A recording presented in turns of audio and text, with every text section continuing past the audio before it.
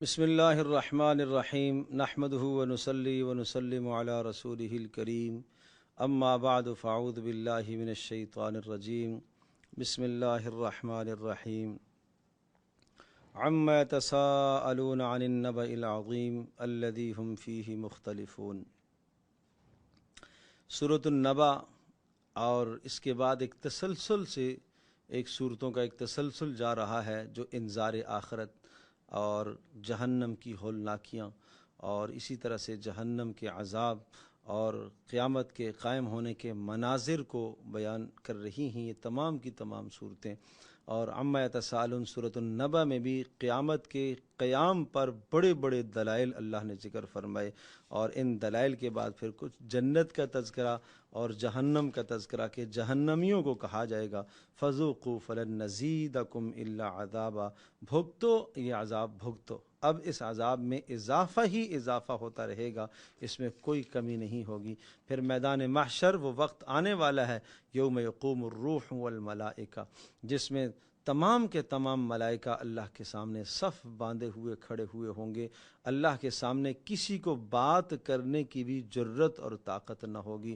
انا انذرناکم عذابا قریبا، اور ہم تمہیں ڈرا رہے ہیں اس قریب کے عذاب سے جس دن ہر انسان کہے گا یوم ینظر المرء ما قدمت یدا، انسان اپنے کیے کو جب دیکھے گا اس وقت تمنا کرے گا ہائے کاش میں یہاں کوئی اعمال کر لیتا، دنیا میں کوئی اعمال کر لیتا، اور کافر تمنا کرے گا یا لیتنی کنت ترابا، کاش میں مر کے مٹی ہو جاتا، دوبارہ نہ اٹھایا جاتا۔ والنازعات غرقا، اس کے اندر بھی قیامت کا تذکرہ ہے۔ دو سور، پہلا سور پھونکا جائے گا ساری کائنات تباہ اور فنا ہو جائے گی، اور پھر دوسرا سور پھونکا جائے گا سب کے سب حساب و کتاب کے لیے اللہ کے یہاں جمع ہو جائیں گے۔ اور گزشتہ تاریخ کا ایک حوالہ دیا، دنیا کے عذاب کا ایک نمونہ سمجھایا کہ حضرت موسیٰ علیہ السلام نے فرعون کو سمجھایا، جب وہ نہ سمجھا فَأَخَذَهُ اللَّهُ نَكَالَ الْآخِرَةِ وَالْأُولَى، اللہ نے اس کو دنیا اور آخرت کی عبرتناک عذاب میں مبتلا کیا ہے۔ ان فی ذلک لعبرۃ، اس میں عبرت ہے لمن یخشی، جو ڈرنا چاہے، جو ڈرنا چاہے۔ پھر قیامت کے قیام پر دلائل، کیا تمہارا اٹھانا زیادہ سخت ہے؟ آسمان و زمینوں کا پیدا کرنا زیادہ سخت ہے؟ اللہ کے لیے تو وہ بھی سخت نہیں، یہ بھی سخت نہیں۔ اللہ نے آسمانوں کو بنایا، اللہ نے دن کو نکالا، اللہ نے رات کو پیدا کیا، اللہ نے زمین کو پھیلایا، زمین سے اللہ نے سبزے نکالے، پہاڑوں کو گھاڑا۔ جس پروردگار نے یہ سب کچھ کیا ہے وہ قیامت کے قائم کرنے اور دوبارہ اٹھانے کی قدرت رکھتا ہے۔ فَأَمَّا مَنْ طَغَىٰ وَآثَرَ الْحَيَاةَ الدُّنْيَا، کامیابی ناکامی کے دو اصول سمجھائے۔ جو سرکشی کرے گا اور دنیا کی زندگی کو آخرت پر ترجیح دے گا یہ ناکام ہے، جہنم اس کا ٹھکانہ ہے۔ وَأَمَّا مَنْ خَافَ، جو اپنے پروردگار کے سامنے کھڑے ہونے سے ڈرتا رہا اور اپنے نفس کو خواہشات سے روکتا رہا، فَإِنَّ الْجَنَّةَ هِيَ الْمَأْوَىٰ، اس کا ٹھکانہ تو جنت ہے۔ یعنی جنت کے حصول کے لیے دو اعمال، اور اسی طرح سے جہنم کے داخلے کے دو گناہ اور جرائم وہ یہاں ذکر کیے گئے۔ عبس و تولی، سورہ عبس، جو شخص طلب سے آپ کے پاس آتا ہے، طلب لے کر آپ کے پاس آتا ہے، شوق لے کر آپ کے پاس آپ سے دین کی بات سیکھنے کے لیے آتا ہے، وہ بہرحال اس کو مقدم کرنا چاہیے بے طلبوں پر۔ جن لوگوں کے دلوں کے اندر طلب نہیں ہے، بلا وجہ آپ کو مشغول رکھنا چاہتے ہیں، اور مشغول اس لیے رکھنا چاہتے ہیں تاکہ آپ سے دوسرے لوگ سیکھ نہ سکیں، لہذا طلب والوں کو آپ کو ترجیح دینی چاہیے۔ اور پھر قرآن کے فضائل بیان کرتے ہوئے پھر قیامت کا منظر، فَإِذَا جَاءَتِ الصَّاخَّةُ يَوْمَ يَفِرُّ الْمَرْءُ مِنْ أَخِيهِ، اس دن آدمی اپنے بھائی سے بھاگے گا، اپنی ماں سے، اپنے باپ سے، اپنی بیوی سے، اپنی اولادوں سے۔ کیوں؟ کوئی آج نیکی نہ مانگ لے، کوئی آج نیکی نہ مانگ لے۔ اور اس دن ہر انسان اپنے غم میں پریشان ہوگا۔ ہاں، کچھ چہرے تر و تازہ ہوں گے اور خوش و خرم ہوں گے، ان کے پاس اعمال کا ذخیرہ ہوگا، اور کچھ تو پریشان ہوں گے، غم زدہ ہوں گے، چہروں پر سیاہیاں چھائی ہوئی ہوں گی۔ یہ کون ہوں گے؟ اولئک هم الکفرۃ الفجرہ، یہ کافر اور نافرمان ہوں گے۔ اذا الشمس کورت، جس نے قیامت کے منظر کو آنکھوں سے دیکھنا ہے، جس نے قیامت کی تصویر آنکھوں سے دیکھنی ہے، قیامت کی ہولناکی کو آنکھوں سے دیکھنا ہے، وہ سورہ اذا الشمس کورت کا مطالعہ کرے۔ جب یہ سورج بے نور ہو جائے گا، ستارے جھڑ پڑیں گے اور پہاڑ ریزہ ریزہ ہو جائیں گے، اور اپنے مالوں سے لوگوں کو رغبت نہیں ہوگی، جانور سب کے سب وحشی اور سب جنگلی جانور جمع کر دیے جائیں گے، سمندروں میں آگ لگ جائے گی، اور روحوں کے اور جسموں کے اندر روحیں پڑ جائیں گی، اور زندہ دفن کی ہوئی بچی سے، درکور کی سے پوچھا جائے گا، یا کسی بھی مقتول سے پوچھا جائے گا تمہیں کیوں قتل کیا، نامہ عمل کھل کے سامنے آ جائے گا، اور آسمان لپیٹ دیا جائے گا، اور جہنم بڑکا دی جائے گی، اور جنت سامنے لائی جائے گی۔ علمت نفس ما احضرت، اس وقت پتہ چل جائے گا کہ انسان کیا کر کے آیا ہے، اس وقت پتہ چل جائے گا کہ انسان کیا کر کے آیا ہے۔ تو یہ قیامت کا ایک منظر ہے، بہت ہولناکی والا منظر ہے۔ ان صورتوں کے متعلق آپ فرمایا کرتے تھے کہ ان صورتوں نے مجھے بوڑھا کر دیا، جن میں قیامت کی یہ شدت ہے۔ یہ سب کچھ ذکر کرنے کے بعد فَأَيْنَ تَذْهَبُونَ إِنْ هُوَ إِلَّا ذِكْرٌ لِّلْعَالَمِينَ، پھر تم کہاں بھٹکتے پھرتے ہو؟ اس قرآن کی نصیحت کو چھوڑ کر آخر تم کہاں جاؤ گے؟ اپنے آپ کو دنیا میں تھکا دو، اپنی مرادوں کو، اپنے مقاصد کو پانے کے لیے اپنے آپ کو دنیا میں تھکا دو۔ وَمَا تَشَاءُونَ إِلَّا أَن يَشَاءَ اللَّهُ رَبُّ الْعَالَمِينَ، لیکن تمہیں ملے گا وہی جو اللہ کی مشیت ہوگی، جو اللہ کی چاہت ہوگی۔ اِذَا السَّمَاءُ انفطرت، یہ بھی قیامت کو بیان کرتی ہے۔ اور پھر اس کے بعد یا ایھا الانسان ما غرک بربک الکریم، کس چیز نے تمہیں اپنے رب کریم سے غافل کر دیا؟ کیا مال کی وجہ سے اپنے رب کو بھول گئے ہو؟ کیا اولاد کی وجہ سے اپنے رب کو بھول گئے ہو؟ کیا اقتدار کی وجہ سے اپنے رب کو بھول گئے ہو؟ کیا نفسانی چاہتوں اور خواہشات کی وجہ سے اپنے رب کو بھول گئے ہو؟ جس پروردگار نے تمہیں پیدا کیا، تمہیں اعضاء دیے، تمہیں نعمتوں سے نوازا، اور یاد رکھنا اگر تم بھول گئے ہو وَإِنَّ عَلَيْكُمْ لَحَافِظِينَ، اللہ کے فرشتے نگہبان تمہارے ساتھ مقرر ہیں، تمہارے ایک ایک عمل کو نوٹ کر رہے ہیں۔ اور یوم الفصل، اور فیصلے والا دن، اور یوم الدین، قیامت والا دن وہ آنے والا ہے۔ اس دن لا تملک نفس لنفس شیئا، کوئی کسی کے کام نہ آئے گا، اختیار اس دن اللہ کا ہوگا۔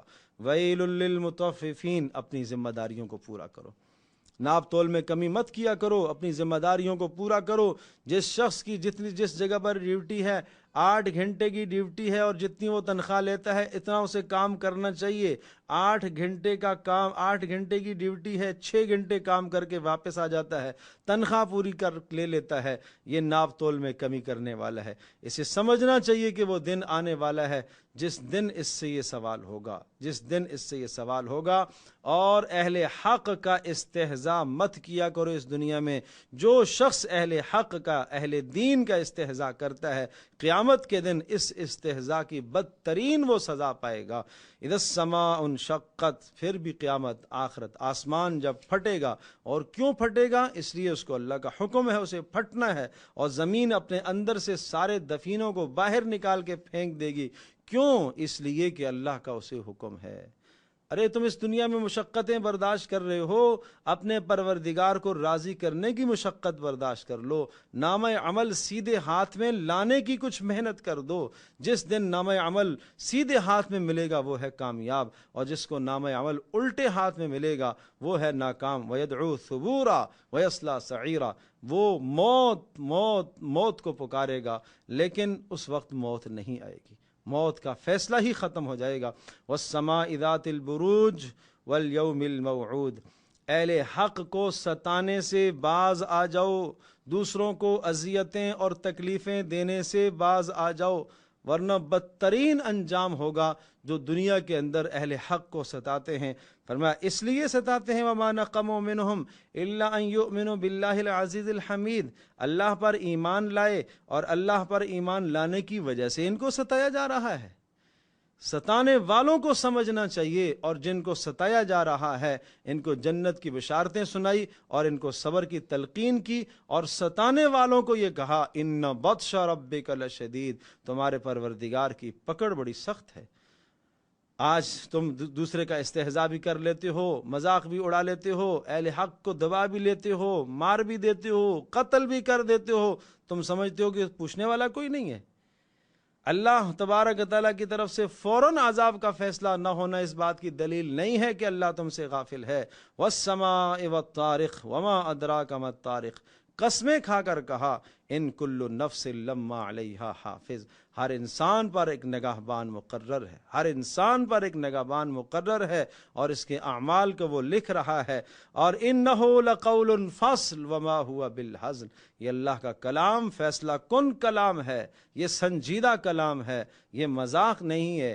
آج جو اہل حق کے خلاف مکر و فریب اور منصوبے کر رہے، اللہ کہہ رہا وَأَكِيدُ كَيْدًا، میں بھی ان کے منصوبوں کا جواب انہیں دوں گا، اس دنیا میں بھی دوں گا اور آخرت میں بھی دوں گا۔ سبح اسم ربک الاعلی، آپ اپنے پروردگار کی تسبیح بیان کرتے رہیے، آپ اپنے اعمال میں لگے رہیے، ان اعمال کی بنیاد پر اللہ کی طرف سے مدد آئے گی۔ فذکر ان نفعت الذکریٰ، آپ نصیحت کرتے رہیے، نصیحت یقیناً نصیحت کرنے والوں کو اور جو اللہ کا ڈر رکھنے والا ہے اس کو نصیحت فائدہ دیتی ہے۔ وَسَيُجَنَّبُهَا الْأَشْقَى، یاد رکھیے گا اللہ کی نصیحت سے وہ منہ موڑتا ہے اور اللہ اس کو نصیحت سے اور حق بات کے قبول کرنے سے محروم کرتا ہے جو بدبخت اور بد نصیب ہوتا ہے، جس کے لیے جہنم کا فیصلہ ہے۔ هل اتاک حدیث الغاشیہ، پھر آخرت ہولناکی جہنم کی، تمہیں معلوم ہے ڈھانپ دینے والی کی خبر کیا ہے؟ اس دن کچھ لوگوں کے چہرے جھکے ہوئے ہوں گے اور کچھ تھکے ہوئے ہوں گے، اعمال دنیا میں کیے ہیں لیکن جائیں گے جہنم میں، کیوں؟ اعمال میں اخلاص نہ تھا یا اعمال میں رسول اللہ صلی اللہ علیہ وسلم کی اتباع نہ تھی۔ پھر ایک دعوت فکر دی ہے، تمہیں دیکھنا چاہیے اللہ کی مخلوقات کو۔ اونٹ کو نہیں دیکھتے ہو کس طرح سے اللہ نے بنایا ہے؟ آسمان کو کتنی اللہ نے بلندی دی ہے؟ پہاڑوں کو اللہ پاک نے کتنی مضبوطی عطا فرمائی ہے؟ زمین کو اللہ نے کیا تواضع عطا فرمائی ہے؟ فذکر انما انت مذکر، ان خوبیوں کو اپنے اندر پیدا کرو اور اللہ کی بات کرتے جاؤ۔ والفجر ولیال عشر، قسم ہے، پھر قسمیں کھا کر اللہ پاک نے ارشاد فرمایا اس انسان کے لیے قسمیں نہ بھی کھائی جائیں، اللہ پاک قسمیں نہ بھی کھاتا جب بھی اللہ پاک اصدق القائلین ہے، اللہ کی بات سچ ہے، درست ہے۔ گزشتہ قوموں کی مثالیں ذکر فرمائیں، قوم سمود ہے، قوم عاد ہے، فرعون ہے، ان کو اللہ پاک نے کس طرح سے نیست و نابود اور تباہ کیا۔ پھر انسان کا مزاج کہ جب اس کو مال اور نعمت ملتی ہے تو کہتا ہے اللہ نے بڑا اکرام کیا، اور اگر تنگی آ جاتی ہے تو کہتا ہے میرے رب نے میری توہین کی۔ ہرگز ایسا نہیں ہے، یہ یتیم کا اکرام نہیں کرتا، یہ مساکین کو کھانا نہیں کھلاتا، یہ مال کو سمیٹ کر جمع کرتا ہے۔ اس وقت کو یاد رکھو جب جہنم کو سامنے لایا جائے گا، اس وقت انسان کہے گا ہائے کاش میں نصیحت حاصل کر لیتا، لیکن اب نصیحت حاصل کرنے کا کوئی فائدہ نہیں۔ لا اقسم بہذا البلد، پھر قسمیں کھا کر کہا انسان بڑی مشقتوں میں ہے اس جہان کے اندر، کاش کہ اس کی مشقتوں کا میدان آخرت ہوتا، اپنی آخرت کو سنوارنے کے لیے محنت کرتا۔ اس کا یہ خیال ہے کہ کسی کو قدرت نہیں ہے اس پر، اللہ قادر نہیں ہے اس کو عذاب دینے پر، کیوں نہیں؟ بلا، بالکل اللہ پاک قدرت رکھتا ہے۔ والشمس وضحاها، سورۃ شمس ہے، 11 قسمیں کھا کر اس میں کامیابی اور ناکامی کے معیار کو سمجھایا۔ قد افلح من زکاہا، کامیاب وہ ہے جس نے اپنے آپ کو گناہ سے بچایا، اور ناکام وہ ہے جس نے اپنے نفس کو گناہ میں ملوث کر دیا۔ اور پھر ناکام قوم کی ایک اختصار کے ساتھ ایک نمونہ ذکر فرمایا، کذبت ثمود بطغواہا، قوم سمود کی ناکامی آپ نے دیکھی ہے؟ جب اللہ کے رسول یعنی صالح علیہ السلام نے ان کو سمجھایا، جب نہ سمجھے فدمدم علیہم ربہم بذنبہم فسواہا، اللہ نے عذاب دے مارا اور ان کو تباہ کر دیا۔ واللیل، اور پھر قسمیں کھا کر ان سعیکم لشتی، تمہاری کوششیں یہاں مختلف ہیں، تمہاری کوشش آخرت کے لیے ہونی چاہیے، تمہاری محنت کا میدان آخرت ہونا چاہیے۔ دنیا میں اپنی ضروریات کو پورا کرو اور اپنی آخرت کو بہتر کرنے کی کوشش کرو۔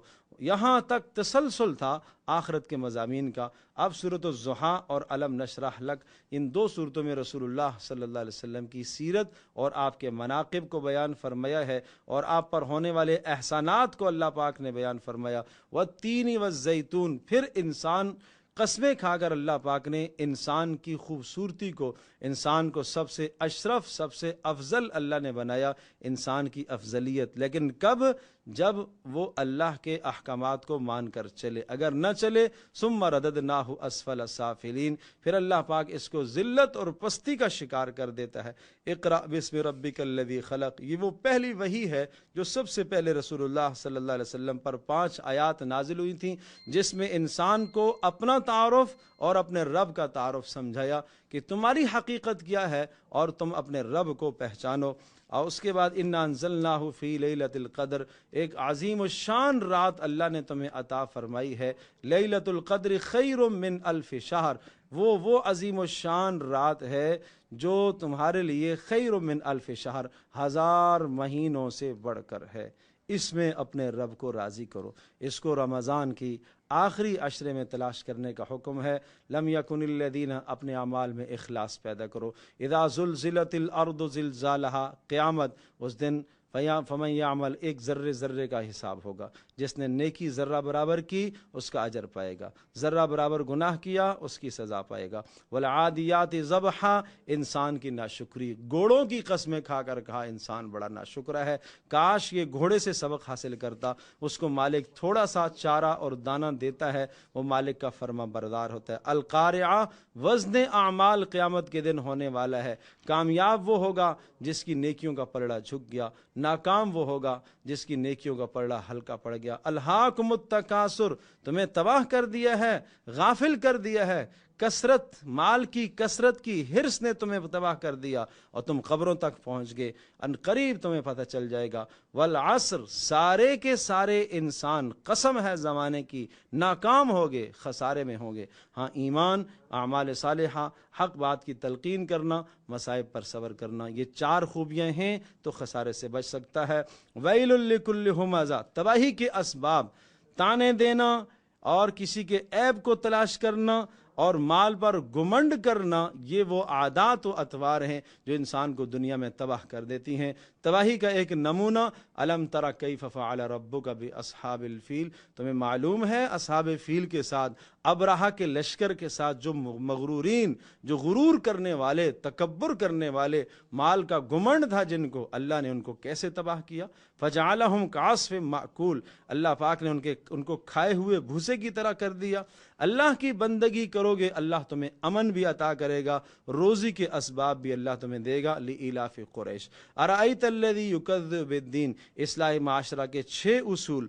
دیکھو، قیامت کو مت جھٹلاؤ، یتیم کو دھکے مت دو، مساکین کا خیال ضرور کیا کرو، نمازوں کا اہتمام کرو، نمازوں میں دکھلاوا نہ کیا کرو، اور اسی طرح سے نمازوں سے غافل نہ ہوا کرو، اعمال میں دکھلاوا نہ کیا کرو، روز مرہ کے استعمال کی چیزوں سے روکا نہ کرو، چھوٹی چھوٹی چیزیں کوئی استعمال کے لیے کوئی مانگے دے دیا کرو، بخل نہ کیا کرو۔ انا اعطیناک الکوثر، ایک نعمت کا اظہار، 2 احکام، نماز پڑھیے، قربانی دیجیے، اور ایک بشارت اور خوشخبری، آپ کا دشمن خود بے نام و نشان ہو جائے گا۔ قل یا ایھا الکافرون، دینی معاملات میں کوئی سمجھوتا نہیں، لکم دینکم ولی دین، تمہیں تمہارا دین مبارک، میں اپنے دین پر چلوں گا۔ ضروریات دین میں کوئی سمجھوتے کی گنجائش نہیں ہے، کوئی جھکاؤ کی گنجائش نہیں ہے۔ جب آپ گنجائش نہیں رکھیں گے، اذا جاء نصر اللہ والفتح، اللہ آپ کو غلبہ دے گا، اور آپ دیکھیں گے لوگ جوق در جوق اسلام کے اندر داخل ہوں گے، اور آپ کا جو بھی دشمن اور مخالف ہوگا، تبت یدا ابی لہب و تب، اس کو تباہ ہونا ہے، چاہے ابو لہب ہو، چاہے اس کی بیوی ہو۔ حق کی مخالفت کرنے والوں کا انجام بد دنیا میں یہی ہوتا ہے۔ قل هو اللہ احد، آپ اللہ کے پیغام کو پھیلاتے رہیے، آپ اس توحید کو پھیلاتے رہیے، اور اس پر جو مصائب اور آلام اور پریشانیاں آئیں اس پر صبر کرتے رہیے۔ دشمنوں سے اگر ڈر کی بات ہے، خوف کی بات ہے، قل اعوذ برب الفلق، ظاہری دشمنوں سے بچنا چاہتے ہو، سورۃ الفلق کا اہتمام کرو، اس کو ہر نماز کے بعد پڑھنے کا اہتمام کیا کرو۔ قل اعوذ برب الناس، باطنی دشمنوں سے بچنا چاہتے ہو، شیطان وسوسے ڈالے، کوئی تمہارے خیال میں وسوسہ ڈالے، کوئی کسی کے دل میں تمہارے خلاف وسوسہ ڈالے، چھپ کر جو اٹیک کرتا ہے تمہارے اوپر، ایسے دشمنوں سے بچنا چاہتے ہو تو سورۃ الناس کا ورد کیا کرو۔ اللہ تبارک تعالی ہم سب کے لیے سمجھنا عمل کرنا آسان فرمائے۔ وآخر دعوانا الحمدللہ رب العالمین۔